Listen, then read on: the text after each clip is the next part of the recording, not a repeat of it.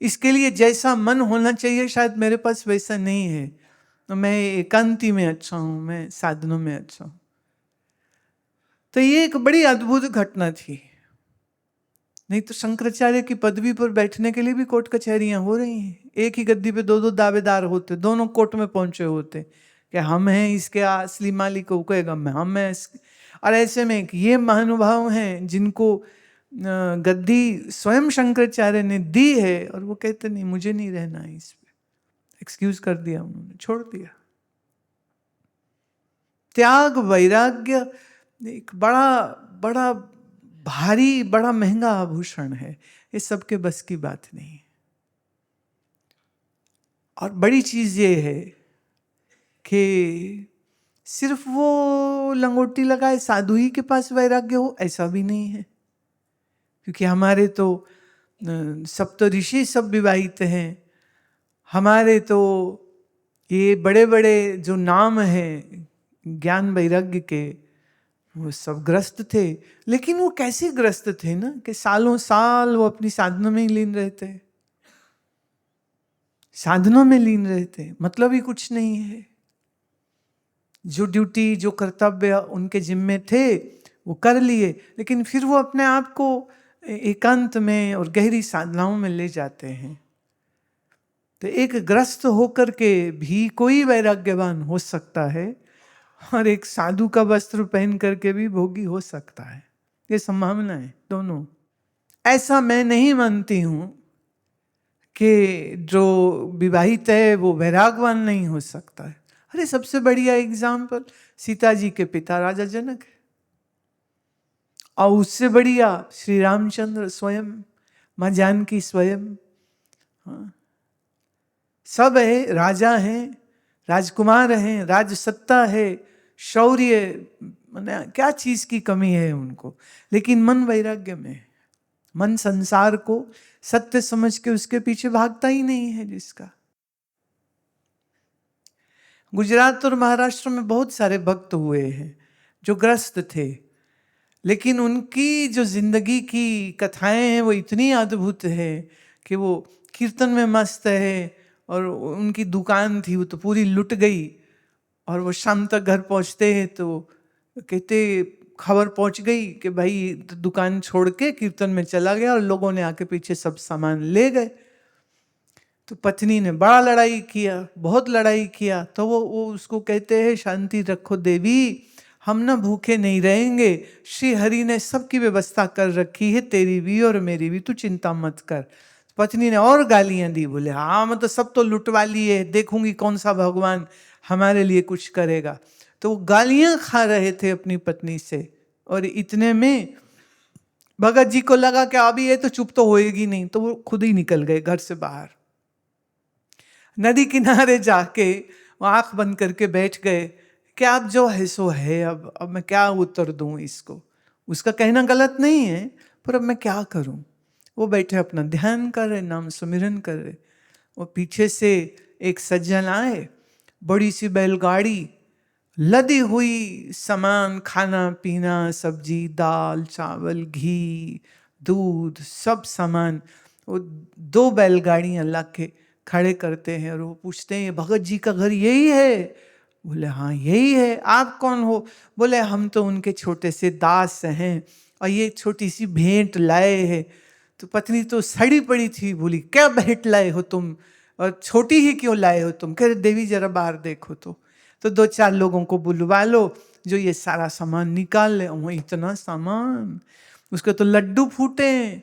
और वो सोचे कि पतिदेव को तो गालियां निकाल के भगा दिया मैंने, अब वो ये कौन है? कहती अच्छा अपना नाम तो बोलो, तुम कौन हो? कहते मेरा नाम सेठ श्यामल शाह। कहती ठीक है, आप रुको, आप बैठो, अभी आते हैं। बोले ना ना, हमने उनका दर्शन कर लिए थे कीर्तन में, हम तो बस देने आए। दे के वो चले गए। भगत जी वापिस आए तो सोच रहे थे कि जो बाकी बाण बचे होंगे उसके अब वो भी खाने पड़ेंगे मुझको। पर जैसे ही घर में प्रवेश किया तो उनकी तो आरती हो गई उस दिन।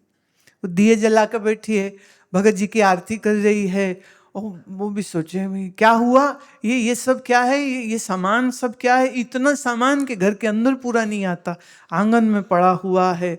तो वो कहती अरे तुमने बताया नहीं, तुम्हारे तो बड़े बड़े भक्त पहुंचे हुए। बोले कौन? बोले आए थे सेठ श्यामल शाह। सेठ शाह? मैं तो किसी सेठ को नहीं जानता। बोले नहीं आए, वही तो देके गए, 2 बैलगाड़ी भर के लाए थे सामान।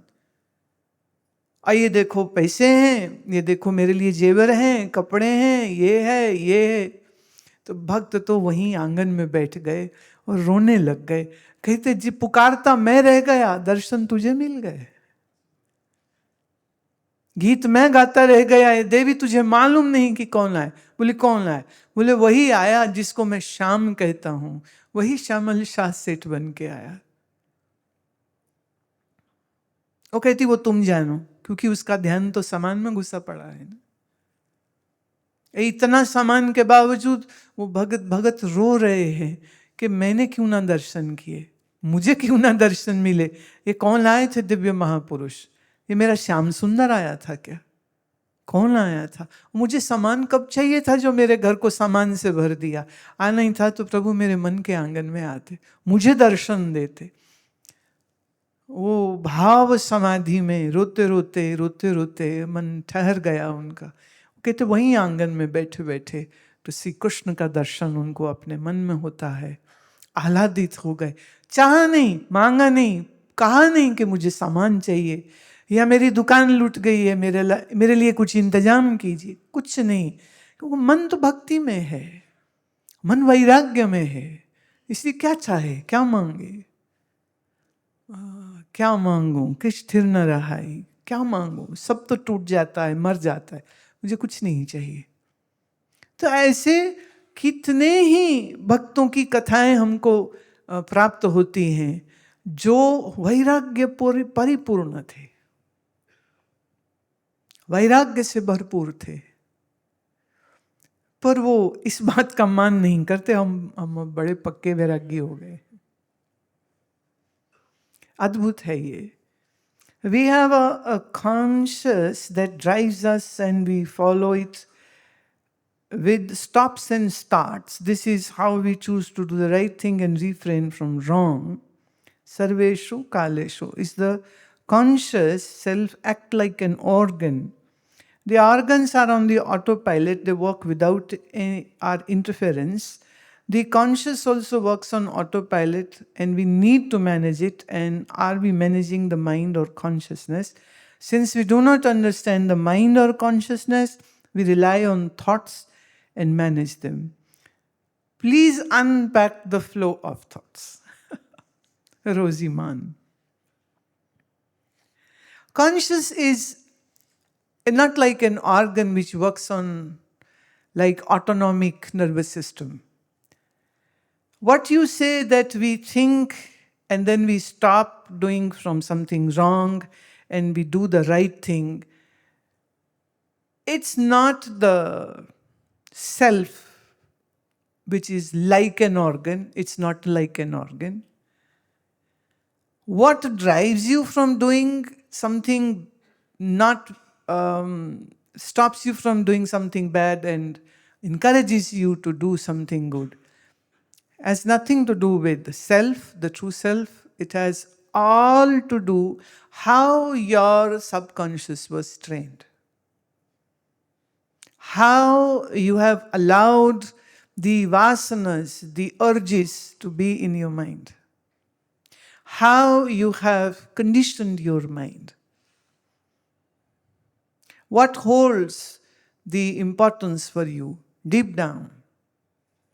You know, like somebody who loves sweet and is on diet and is in somebody's home and somebody say, okay, have an ice cream. He says, no, I am on diet. I cannot have ice cream. The other person says, oh, so just 1 spoon. Please have some. It's so nice. We made at home. And the person says, the tongue is saying no, but the mind is saying yes. Please ask me 2 times more. And then I'll get an excuse to, go off my diet.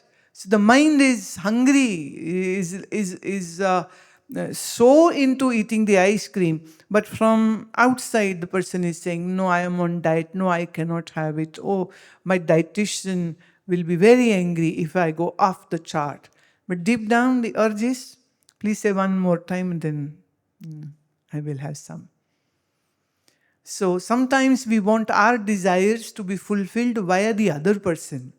And then we say, he said have some. I never wanted. I'm very strict in my, but he made me.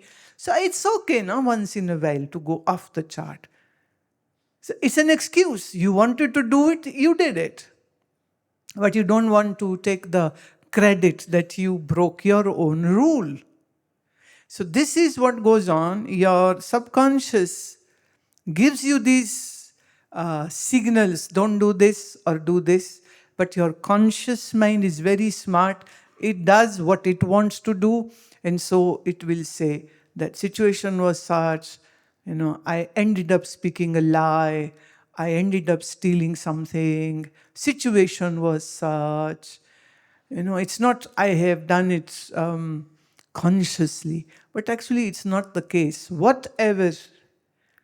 See, in our subconscious, it's not the thoughts. It's the impressions which have gone in. And those impressions will create the waves of strong desires, and then you can't stop it. Then you can't stop it. So it's not Atma which is stopping you from doing right or wrong. It's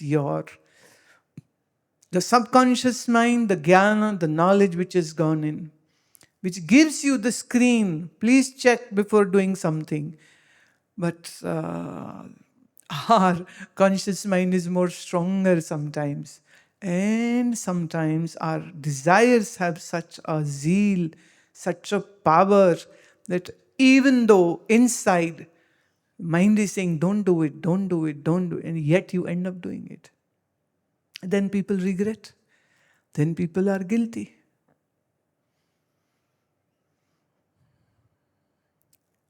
संसार के जो आकर्षण है ना, वो और जो इंद्रियों का जो चाव होता है, खा के पी के मौज करके, है ना, ऐसा।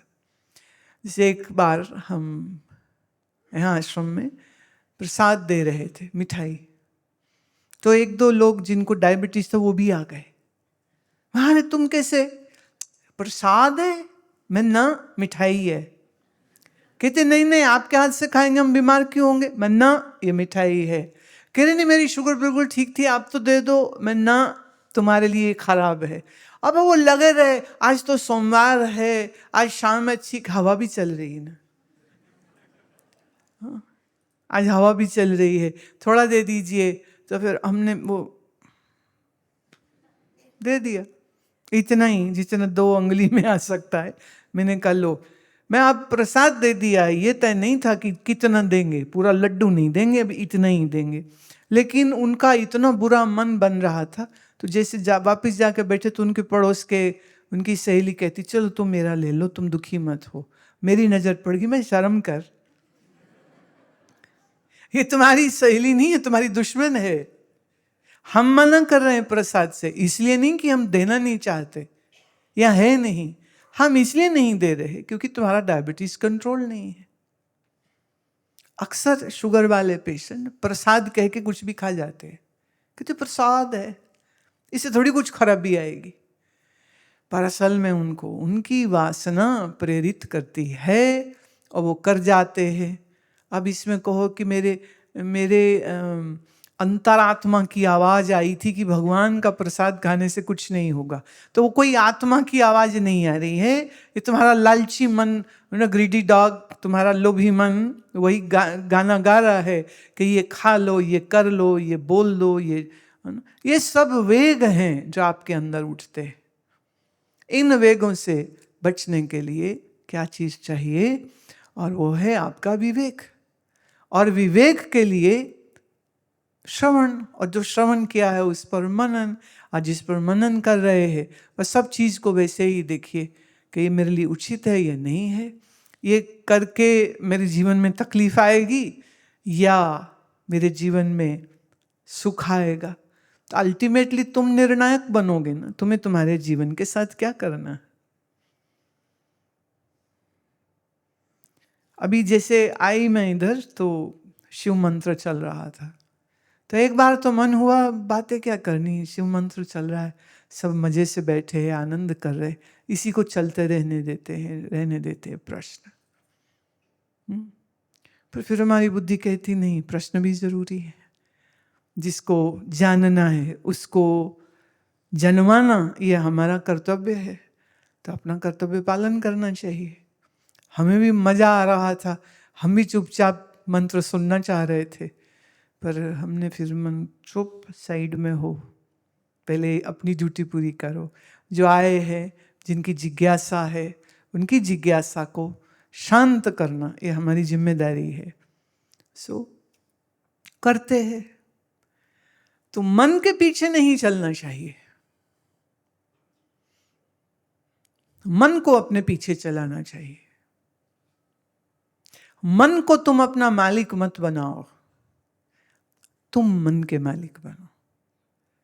तुम निर्णय करो तुम्हें क्या, तुम्हारे लिए क्या उचित है, और बहुत विवेक और ज्ञान और प्रज्ञापूर्ण होकर के फिर कार्य करेंगे तो जीवन में निश्चित रूप से आपकी इंद्रियां प्रमथित नहीं होंगी, तो बुद्धि से ज्ञान हरा नहीं जाएगा, तो जीवन में कोई भूल की जगह नहीं रहेगी, बल्कि ध्यान और कीर्तन और नाम सुमिरन ये सब करते रहने से मन प्रफुल्लित, मन आनंद, मन सुखी, मन शांत, रोज पर रोज अच्छे से अच्छा होता ही चला जाता है।